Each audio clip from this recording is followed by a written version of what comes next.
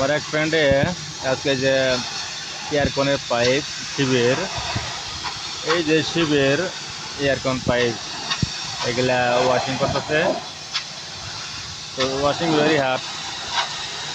তো ছেলেটার আছে 1 বছর বেশি হয়েছে, সিঙ্গাপুর আসছে, অনেক কাজ করে।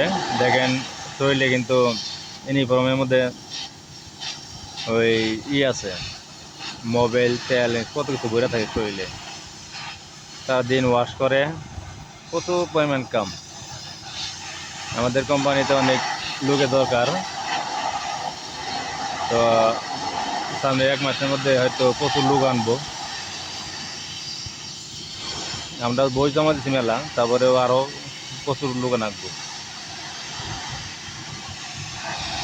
তো ছেলেটা প্রতিদিন কাজ করে, 38 টাকা বেতন প্রতিদিন, $38। যাই হোক, ভালোই, খারাপ না।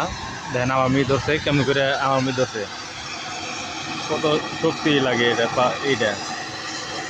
তো ভালো লাগলে অবশ্যই শেয়ার কমেন্ট করবেন, লাইক দিয়েন এই ছেলেটার জন্য।